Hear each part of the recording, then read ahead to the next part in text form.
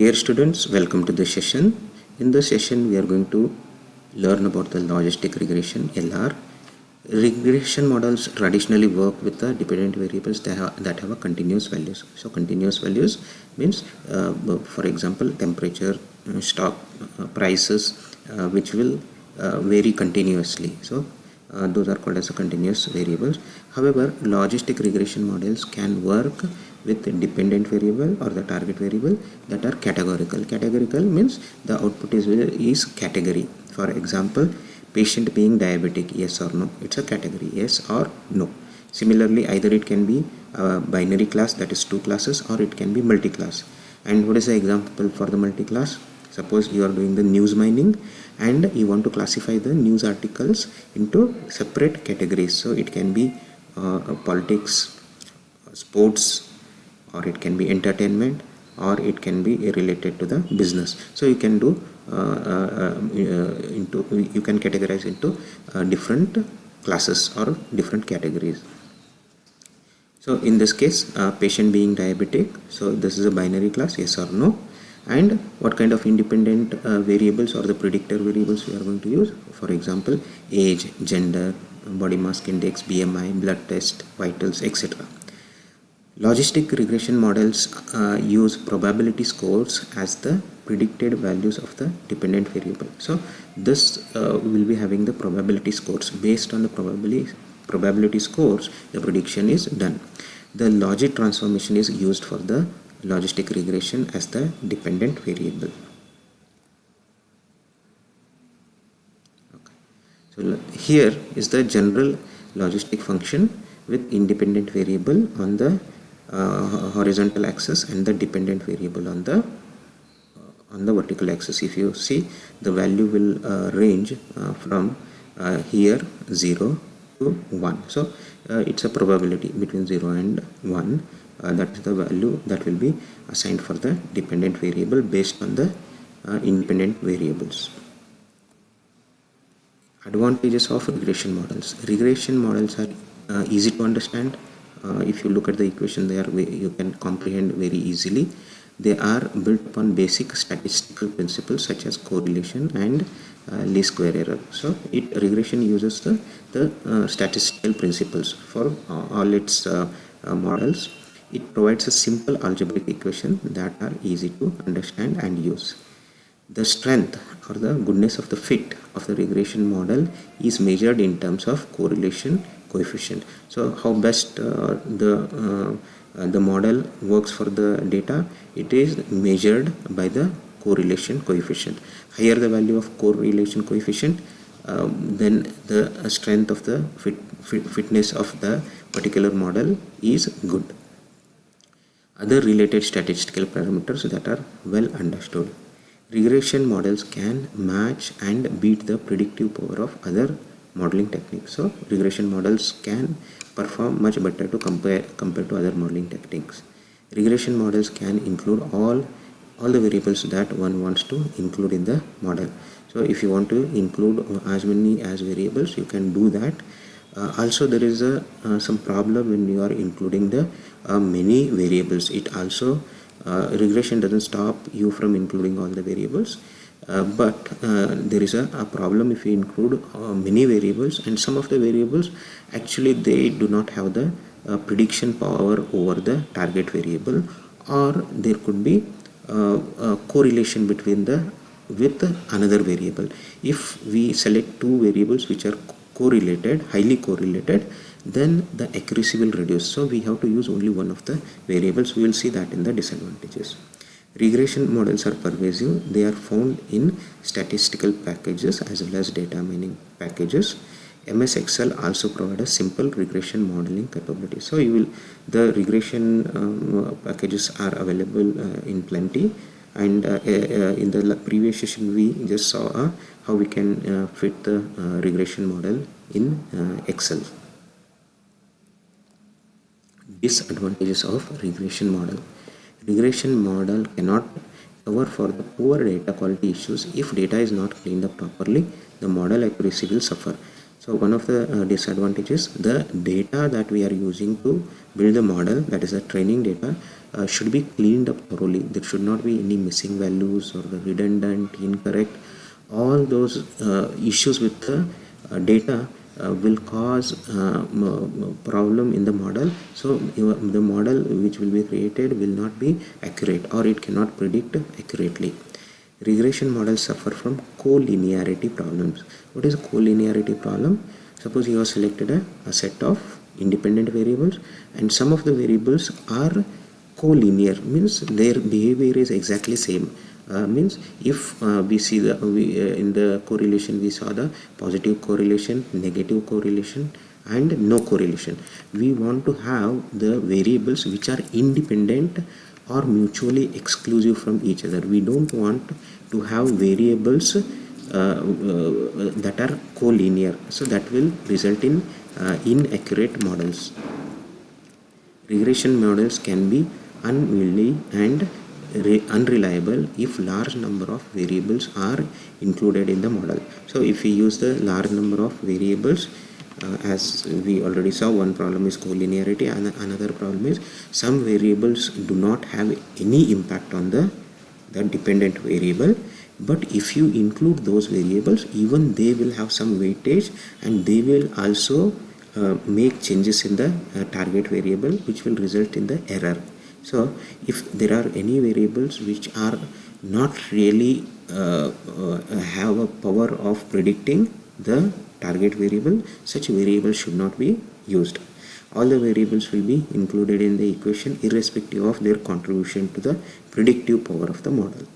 Regression models do not automatically take care of the collinearity. Okay, so there is no way regression can handle the collinearity. If there is a collinear, then the model will be less accurate. Next is the artificial neural networks. Artificial neural networks, this is used for various things like prediction, classification, clustering. We can use it for many purposes. So artificial neural networks are inspired by the information process model of our brain. Okay, how the information is processed in our brain, having neurons, many connections, that we will try to mimic. The ANN will try to mimic the functionality of the brain and get the output. The human brain consists of billions of neurons that link with one another in intricate pattern. They have a very complicated network among the neuron, and every neuron receives information from many other neurons. So when neuron which is connected in the network, it gets input from many other neurons, and it produces the output, and that output goes to the another neuron, and all these neurons are the basic processing unit. So neuron has an input, some kind of a processing inside, and it will have the output. Every neuron receives information from many other neurons, processes it and gets excited or not, and passes its state information to other neurons. In reality, how the neuron works in our brain is, it gets the inputs, either it amplifies or it dampens that signal. So based on the type of the input it is getting, either neuron will get excited, or it will amplify the signal and pass on to the next, or it will dampen that signal and it dampens the output of that particular input. ANNs are versatile system. They can be used versatile. It can be applied in any system and any kind of a domain. They can be used for classification, regression, clustering, association, and optimization activities. They are used in various domains such as finance, marketing, manufacturing, operation information systems, and information system applications. ANNs are composed of large number of highly interconnected processing elements. Those are called as neurons, working in a multi-layered structure that receive inputs, processes the input, and produce the output. And ANNs are like a black box. They are trained to do particular type of a problem. So it's a black box. You give the input and it produces the output. So every neural network we will have the input layer and the output layer, and in between we have the processing that is done. We can have a single layer. These are called as a hidden layers. It can be a single layer or it can be multi-layer. It can be single neuron or it can be multi neurons. Business applications of ANN, where we can use the artificial neural network. The applications are plenty. It can be used in any domain and for any problem statement. Potentially ANN can be used for anything, any kind of a problem we have that can be solved using the artificial neural network. They are used in stock price prediction, where the rules of the game are extremely complicated. So predicting a stock price, because the stock price is influenced by thousands of factors, predicting that price is it's very complicated. So such complicated things can be implemented using the ANN. So where it will be trained with a lot of data, so that when it is trained with a lot of data, it will have the predictive power. They are used for the character recognition, as in recognizing handwritten text or damaged or mangled text. They are used in recognizing fingerprints. They can be used to understand the complicated patterns, and and are unique for each person.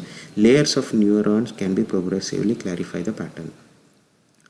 They are also used in traditional classification problems such as approving loan application. So such traditional applications also we can use the neural networks. In the design principle, the basic processing unit is a neuron. A single neuron is the basic processing unit. So that processing unit gets the input from the previous layer or previous neurons, and it produces the output, and it passes that output to the next neuron. So this is the structure of the neuron, where you can see these are the inputs. X1, X2, X3, X4 are the inputs that is coming to the neuron, and W1, W2, W3, W4, these are called as weights. So the weights will decide which one is more important, which one is less important. For example, let's say I have weights will be in the range of 0 to 1 normalized values. If I say this weight is 0.9 and this weight is 0.2, so x1 into 0.9, so this input has a higher weightage, and this input, because this is just 0.2, this input has a lower weightage. And inside the neuron, what happens is there will be some kind of a transformation function that will be used, and that transformation function is applied onto the summarization. What is summarization? The summarization would be the summing up all the inputs with their weightage. For example, here the summarization would be W1 into X1 plus W2 into X2 plus W3 into X3 plus W4 into X4. On top of that, to this summation, we will apply some kind of a transformation. This transformation can be, you can use any kind of a function, and that particular transformation will produce the output. So this output is given to the next layer, or this will form as an input to the next neuron. So design principles of ANN. Neural network is a multi-layered model. There is at least one input layer, one output layer, and one processing neuron, at least one processing neuron. ANNs, however, have multiple layers. When actual designs, there will be having multiple layers and multiple neurons. There will be many neurons. The processing logic of each neuron may assign a different weight to the various incoming inputs. So every neuron will assign a different weight. Whatever the input it is coming, the inputs will not be same for all the neurons. The weights will be different for each neuron. The neural network can be trained by making similar decision over and over again with many training cases. So in case of a neural network, we use a lot of data. We use a lot of data and we train. What is the meaning of a training is we are adjusting the weights. So the weights will start getting adjusted as you train it over and over, and over a period it will learn the complete data, training data. It will get the knowledge inside it, and it can then be ready for the predictive, then it will be ready for the predictions. It will continue to learn by adjusting its internal computations and communication based on the feedback about the previous decision. Thus neural networks become better and in making the decisions, and they will handle more and more decisions. This is the model for a multi-layer ANN. This forms as this is the input layer, this is a hidden layer, and this is a output layer. In the output layer we have, in this particular case, we have only one neuron. Here we have two neurons. We have four inputs. What is the meaning of four inputs is we have four independent variables or predictor variables, and we have one dependent or the target variable. This is what we want to predict, and these are the weights, all the W with numbering. Okay, so how the numbering is given is this 11, and this is the first input. That's why 11 1, that is 101. Similarly, this is the second input, third input. Similarly, for this neuron, this is the first input. The weight is W1 to 1. This is second weight, third weight, and this is the fourth weight. So if you see, there are all these four inputs are connected to this neuron as well as this neuron with different weights, and the output from this layer, that is the input layer. So we have two outputs here, and in the hidden layer we have three neurons. So there will be a connection from this neuron to this neuron as well as this as well as this. So we will have three connection from here and three connection from this neuron, and after every neuron will have a summarization and transformation. Most of the time summarization is same for all the neurons, and also they will use the same kind of a transformation. At least in the particular layer they will try to use the similar kind of a same kind of a transformation. And from hidden layer we have, on the output layer we have only one neuron, so there will be one connection to the output neuron. So we will have, from these three neuron we will have three connection to this output neuron, and from the output neuron we get the output. So when you place your inputs here, once we do the training of this particular network, all the weights will be adjusted. So the training is the process where we will keep on adjusting its weights until we reach accuracy, let's say 95% or 96%. Then we will start using that particular model. Whenever you start using that model, you give the input here x for the x1, x2, x3, x4, you will get the prediction output value at this end. Okay, so developing an ANN, what are the different steps that are required to build an artificial neural network model? First is we have to gather the data, and we will divide the data into training data and test data. So when you are dividing the data into training and test data, normally you can use the percentage, 80%, let's say you can say training data and 20% is the test data, or you can have 75% training data and 25% test data. It is up to the designer. The training data then further divided into training data and validation data. So whatever the training data, among that again we will divide it into training data as well as the validation data. Select network architecture such as feed forward network or back propagation network. So we will select some kind of a structure, and we will also decide how many layers will be there. Select the algorithm such as multi-layer perception. Set network parameters. We will train the ANN with the training data. So whatever the training data we have, we will train the artificial neural network.